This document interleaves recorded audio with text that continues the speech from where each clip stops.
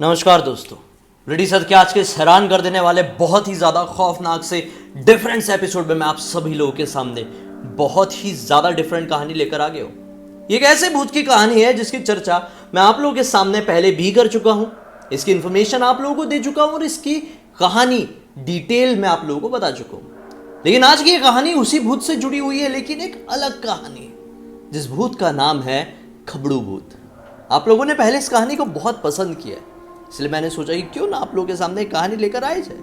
और किस्मत देखिए, प्राप्ति ने मुझे उसी टाइम जब मैंने सोचा खबड़ू भूत की एक सच्ची घटना की सच्ची कहानी फेसबुक पर लिख भेजी। जी हाँ दोस्तों, दरअसल ये घटना प्राप्ति की दादा दादी के साथ घटी थी।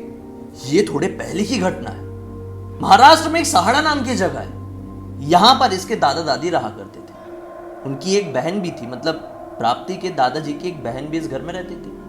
भाई भी रहते थे जो कि छोटे थे, और कहा जा सकता है कि एक बूढ़ी माँ भी थी। लेकिन माँ ज्यादा काम वाम करने में सक्षम नहीं थी, उनकी थोड़ी उम्र हो चुकी थी। तो ये जो है ना, मतलब प्राप्ति के दादा और दादी दोनों ही बड़ी मेहनत करके अपने परिवार का गुजर बसर कर रहे थे। दादाजी बहन को भी संभाल रहे थे और छोटे भाई को भी, और यहां पर पत्नी तो अच्छा काम कर ही रही थी।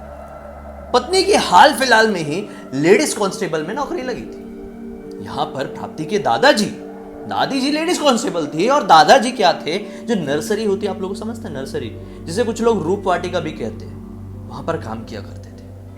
अब इनकी जिंदगी ना यहां पर बहुत अच्छे से कट रही थी। इन्होंने अपने जीवन में बहुत काम किए थे, अलग अलग डिपार्टमेंट में, अलग अलग जगहों में। इस वजह से ये लोग ना ट्रैवल करते रहते थे, महाराष्ट्र की अलग अलग सिटीज में बहुत रहे थे।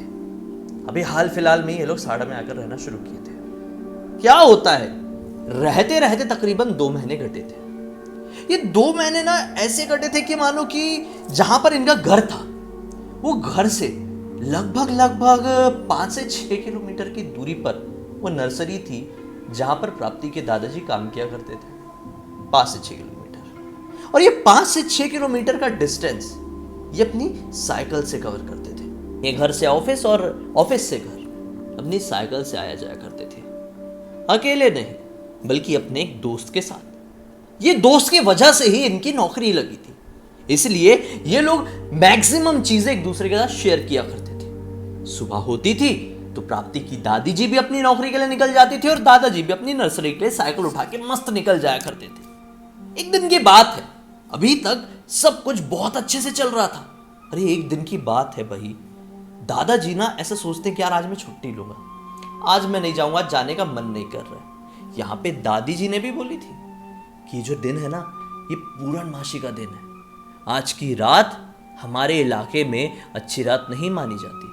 दरअसल ये अच्छी रात होती है। देखो बहुत सारे, जितने लोग उनकी उतनी मानते हैं। बहुत सारे लोग बोलते हैं कि पूर्णमासी की रात अच्छी होती है, पूर्णिमा की रात, और बहुत सारे लोग इसे पैरानॉर्मल दुनिया से जोड़कर देखते हैं, मैक्सिमम लोग। तो दादी जी कहती है कि आज पूर्णमासी की रात है और हमारे इलाके में इस रात को लोग बाहर नहीं निकलते हैं। आपको ऑफिस से लौटते लौटते रात हो जाती है भाई, तो आज आप ऑफिस जाओ ही मत, मुझे डर लग रहा है, मेरा मन घबरा रहा है। वो बोलते कि भाई तुम भी तो जा रही हो। बोलती कि मैं जा रही हूँ, लेकिन मैं तो शाम को आ जाऊंगी ना। आप तो शाम को नहीं आओगे, आप रात में आओगे, इसलिए आप मत जाओ, कोई जरूरत नहीं है।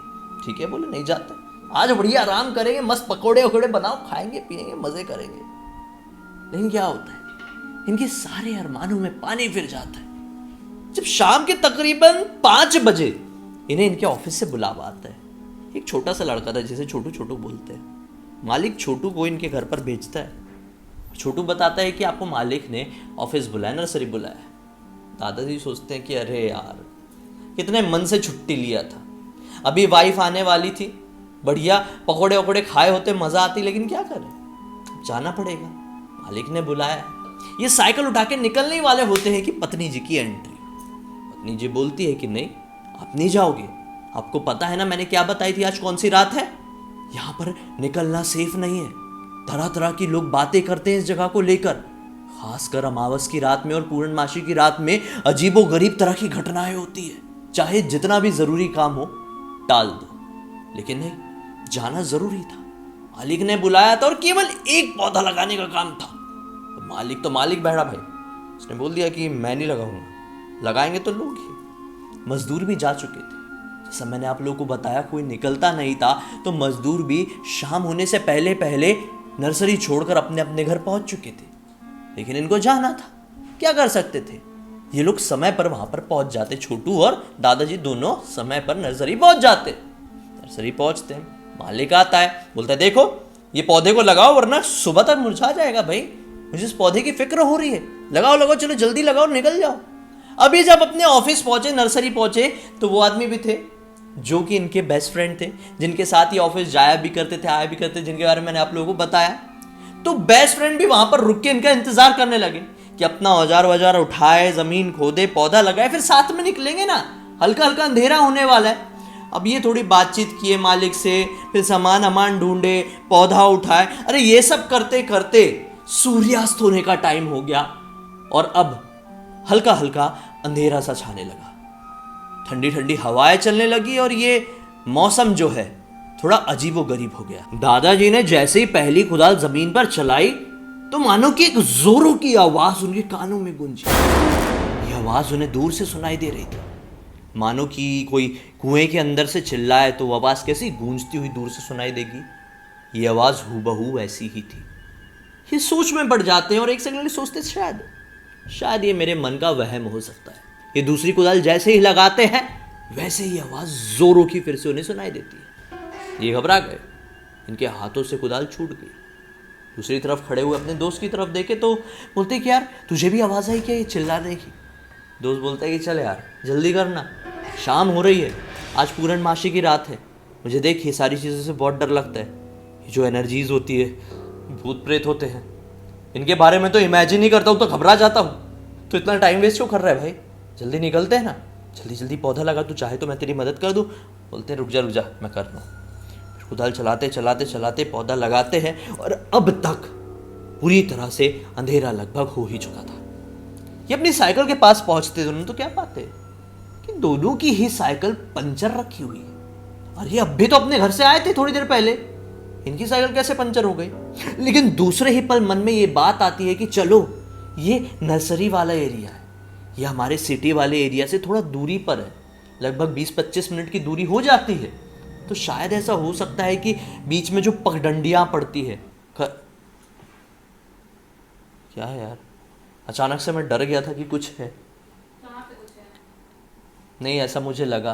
मैं कहानी कंटिन्यू करता हूँ। तो क्या हुआ कि वो साइकिल देखते हैं, उनको ऐसा लगता है कि यार पंचर हुई तो ये पगडंडियों के कारण हो गई। पगडंडी जो समझते ना कौन सा रास्ता होता है, कच्चा रास्ता जहाँ पे रोड ना बनी हो, उबड़ खाबड़ हो, हाँ कांटे वाटे पेड़ पौधे गिरे हो। तो इनको लगा कि इनकी साइकिल उस वजह से पंचर हुई और ये कोइंसिडेंस हुआ कि दोनों की साइकिल पंचर हो गई। तब तक अंधेरा हो चुका था, ठंडी ठंडी हवाएं चढ़ रही थी और हल्की हल्की बिजलियां चमक रही थी। एकदम स्पूकी वाला माहौल, डरावनी सी वाइब क्रिएट हो रखी थी। ये दोनों अपनी साइकिल को घसीटते हुए आगे बढ़ गए, हल्की फुल्की बातचीत कर ही रहे थे कि जहां पर ये लोग पहुंचे वो जगह झाड़ियों से घिरी हुई थी। हालांकि ये जंगल नहीं था, लेकिन आसपास पूरी तरह से सन्नाटा जोरों की चीखें मार रहा था। ये लोग धीरे धीरे बढ़ रहे थे, बातें कर रहे थे। राप्ती के दादाजी को अजीबो गरीब स्मेल आना शुरू हो गई। ये घबरा गए कि स्मेल किसकी आ रही है। अचानक से वो अपने दोस्त से कहते हैं, तुझे भी वो स्मेल आ रही है क्या जो मुझे आ रही है। दोस्त बोलता है नहीं, शायद तुझे इसलिए आ रही होगी, तूने आज अपनी कैबिन से मरा हुआ चूहा निकाला था ना, तो उसकी स्मेल तेरी नाक में बैठ गई होगी। ये भी सोचते हैं हाँ शायद वही होगी। फिर ये थोड़ी आगे चलते और फिर सोचते हैं नहीं, ये मरे हुए चूहे की स्मेल तो नहीं है। फिर अगले पल फिर से मन में आता है कि शायद ये स्मेल आसपास के कई तरह के ऐसे पेड़ होते हैं, पौधे होते हैं, उनकी होगी और मैं खामखा इस तरह की चीजें सोच रहा हूँ। थोड़ा ही और आगे बढ़े थे, बातचीत करते हुए इन्हें ऐसा फील हुआ कि हमारे पीछे पीछे कोई चल रहा है। ये जब भी पीछे पलट कर देखते तो पीछे किसी को नहीं पाते। बस जैसे तैसे करके ये रास्ता कट गया। ये घर पहुंचे कि फ्रेंड भी अपने घर पहुंच गए। रात के लगभग 8 बज रहे थे। पूर्णमासी की रात, पूर्णमासी का वक्त देखा जाए तो शुरू हो चुका था। ये घर पहुंचते हैं और घर पे जाके पकोड़े खाने का, खाना खाने का जो भी प्लान था सारा अपने आप में कैंसिल ही कर देते हैं। मानो कि तुरंत बिस्तर में जाकर सो जाते। बिस्तर में लेटे हुए इन्हें 2 मिनट भी नहीं हुए थे और ये गहरी नींद में चले गए थे। घर के सभी लोग देख के हैरान, फिर दादी जी ने सोची कि शायद चलो थकान होगी, बिना मन के गए थे और साइकिल पंचर करके लेके आए हैं, पैदल घसीटते हुए आए तो थक गए होंगे, चल कोई बात नहीं, सो जाने दो। सो जाते, पूरी रात कट जाती है, आज जल्दी सोए थे।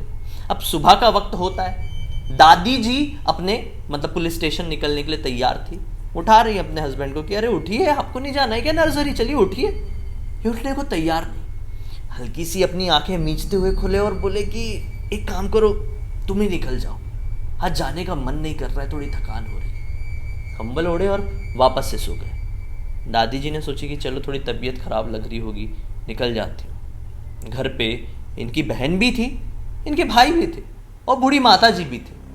तो इनकी जो वाइफ थी मतलब दादी जी थी, वो कह देती है कि यार थोड़ा ध्यान रखना, क्या हुआ पता नहीं, ऐसा करके अपने पुलिस स्टेशन पे निकल जाती है। अब ये सो ही रहे थे, दोपहर में लगभग 12 बजे उठते हैं, अपनी बहन से बोलते हैं कि खाना निकालो। इनकी आदत थी कि केवल 2.5 रोटी ही खाते थे, कभी भी किसी भी कंडीशन में वो 2.5 रोटी ही खाएंगे, ना उससे ज़्यादा ना उससे कम। लेकिन उस दिन दोपहर में उठ के इन्होंने घर का पूरा खाना खा गए। जितने भी सदस्यों का खाना बना हुआ था सबका खाना चट कर गए, एक चावल का दाना तक नहीं बचा। फिर तुरंत जाकर बिस्तर में सो गए। फिर क्या होता है, शाम का वक्त आता है, इनकी वाइफ आती है अपने पुलिस स्टेशन से, खाना खाने के लिए उठाती है। उठते हैं, नॉर्मल बिहेव, 2.5 रोटी खाते, सो जाते हैं, बात नहीं करते हैं। जब इनकी वाइफ घर पर आती है तो बात तो करते ही नहीं किसी भी कतई कंडीशन में। जब वो घर से जाती थी तो उठ जाते थे, फिर जब वो घर पे आती थी तो केवल खाना खाने के लिए उठते थे, फिर सो जाते थे। इनको भी समझ में नहीं आ रहा था और घर वालों में से किसी को भी समझ में नहीं आ रहा था कि इनकी हरकतों को हो क्या गया है, इतना क्यों सो रहे हैं, इतना क्यों खा रहे हैं। और जब ये खाते हैं इनके आसपास कोई नहीं होता, लेकिन छुपके इनका जो छोटा भाई था, मैंने आप लोगों को बताया था ना, इनका एक छोटा भाई भी था, वो सारी चीजें नोटिस कर रहा था। इसकी उम्र यही कोई 15-16 साल के आसपास की रही होगी और ये छोटी छोटी चीजों को बड़ा नोटिस करता था। अब ये नोटिस करते करते एक दिन इनकी वाइफ है दादी जी को बता ही देता है, बोलता है कि देखो ऐसा ऐसा हो रहा है, भाभी जी एक काम करो, आप रुक जाओ, एक दिन रुक कर देखो तो सही, इनकी हरकतें ऐसी क्यों हो रही है भैया की। यही बोलती है ठीक है यार, मैं नहीं जाऊंगी कल ऑफिस, छुप के रहूंगी कहीं अकेले, जब ये खाना खाने के लिए खाना बुलवाएंगे ना तो मैं लेके जाऊंगी, देखते हैं क्या होता है। इन लोगों ने प्लानिंग पूरी सेट की। सुबह सुबह ये ऑफिस जाने के लिए नॉर्मल डेज की तरह ही तैयार हुई और किचन में जाकर बैठ गई। ये दोपहर के 12 बजे फिर से अपना कंबल हटाए, खाना दो बोले, तुरंत मतलब इनकी वाइफ थाली लेके सामने पहुंच गई। जैसे ही अपनी वाइफ को हाथ में थाली लिए देखे, वो तुरंत ही झटके से कंबल उड़कर वापस से सो गए। वाइफ ने उतारी चमड़े की चप्पल, थूक मारी, बोले बोल कौन है तू, ऐसे पहले कंबल खींचे, बोले बोल कौन है तू, इतना बुरा मारूंगी ना कि गलती से भी मेरे घर का पता भूल जाएगा, कौन है तू बता। अब जैसे उन्होंने ये बोली, जोर जोर से हंसने लगे यार, अजीबोगरीब तरह से, बोले कि मैं इसको नहीं छोड़ूंगा। अब आवाज बदल गई, बोलने का लहजा बदल गया, तरीका बदल गया और थोड़े आक्रामक से हो गए, जो कि अपनी वाइफ से कभी भी गुस्से से बात भी नहीं किए थे, वो इनके ऊपर हमला करने के लिए आ गए। वो इतनी जोर से घबरा गई कि उन्होंने अपने बच्चों मतलब छोटे बच्चे, बहन भाई, ये सब जो लोग थे सबको पकड़ी और बाहर की तरफ भागी। क्या हो गया इनको, दरवाजा बंद कर दी।